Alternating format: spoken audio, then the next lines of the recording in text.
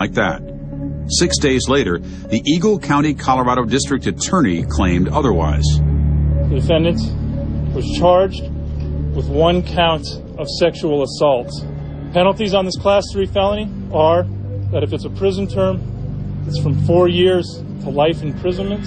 This woman is alleging that he forced himself on her and he raped her. It's the second strongest count they could bring against him. The first would be if he used a weapon in the commission of the crime.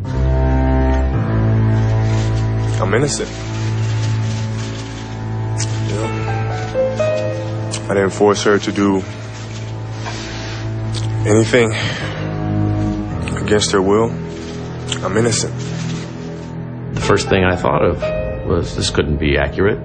And then when you got a little more information and you found out that he was going to be involved in this, you were wondering, well, how could he have put himself in this position? Why would he have taken this risk? I sit here in front of you guys, furious at myself, disgusted at myself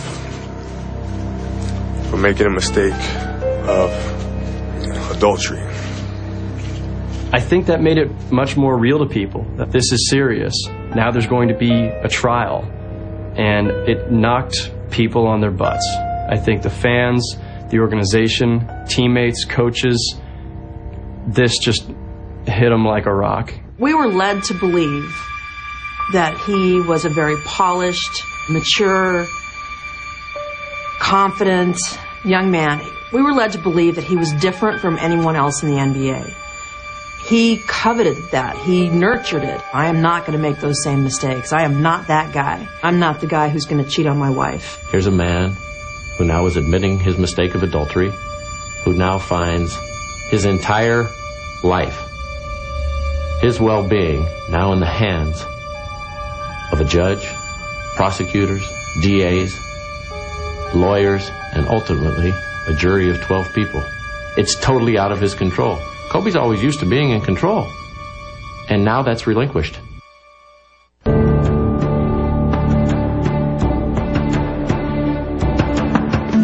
I had heard a lot about this youngster who at the time was 13 years old. I invited him to scrimmage against our varsity. After 5 minutes of play against my varsity, I turned to my assistant coaches and I said, this kid's a pro. Kobe learned so much from his father on the court, just little things that only his dad as a professional basketball player could have taught him, like pinching you in the ribs to get a rebound or elbowing you in the right spot or holding your jersey.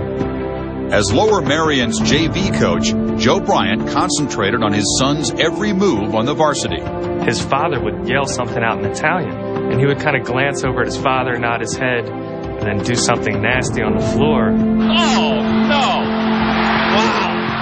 Kobe Bryant is for real? The first year here, they were 4-20, something like that. But he started. He was the first freshman starter here at Lower Merion High School in maybe 2-3 decades. John Lucas, who at the time was coaching the Sixers, started coming to a lot of our games.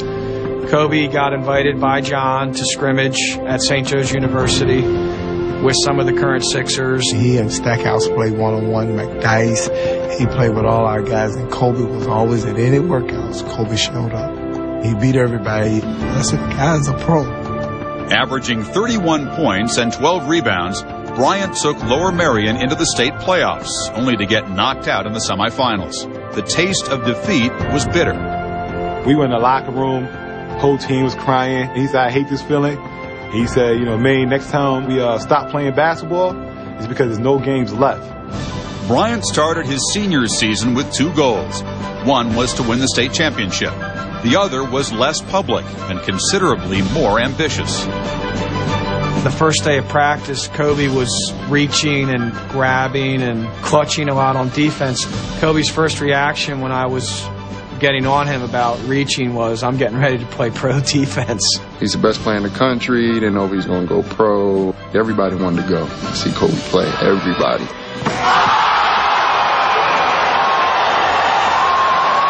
All the top schools in the country would just come in. Every day the coaches would come with a new basketball letter from another team. Kobe would get them at the end of school, and we'd all sort of sit out in this corridor hanging out. And Kobe would just give out letters to whoever, unopened letters. After leading the Aces to the 1996 state championship, Bryant added a new dimension to his celebrity by taking TV and recording star Brandy to his prom. Meanwhile, colleges knocked on his door, but Bryant was looking to live his dreams sooner rather than later.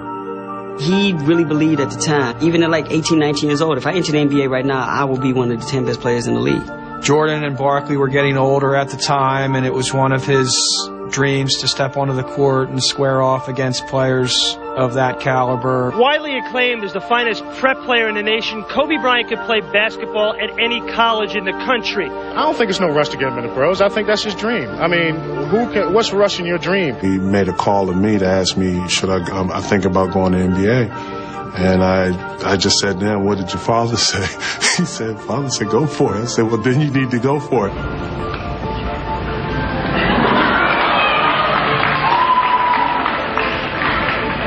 No, I had decided to skip college and take my talent to the NBA.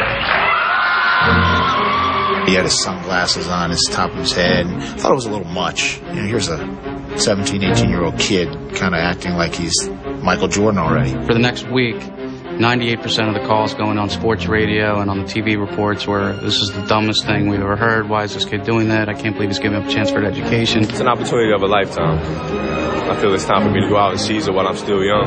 At that point in time, high school kids had really not been a part of the process of identifying NBA players. We don't want them in the NBA. People don't want to babysit 18 and 19-year-old kids. You got a lot of guys thinking that they're ready for the NBA when they really should go to college.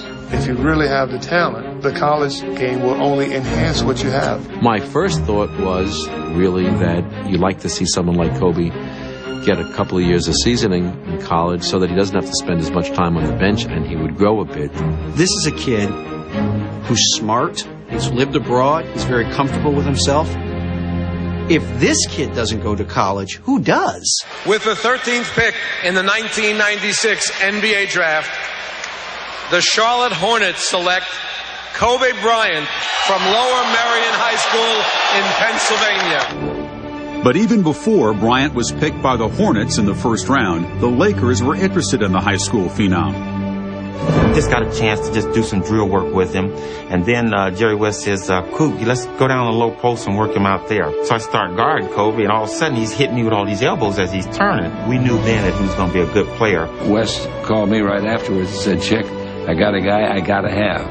And then I said, who is it? He told me his name. I said, I never heard of it. He said, he's just coming out of high school. I said, you got to be crazy. The thing that most impressed me about him was his ability to articulate the reasons why he wanted to play in the league. We get a chance to spend some interview time with him behind closed doors, and all the questions we hit him with, he answered them appropriately, wasn't shy, was very candid about a lot of things. 15 days after the draft, the Lakers acquired Bryant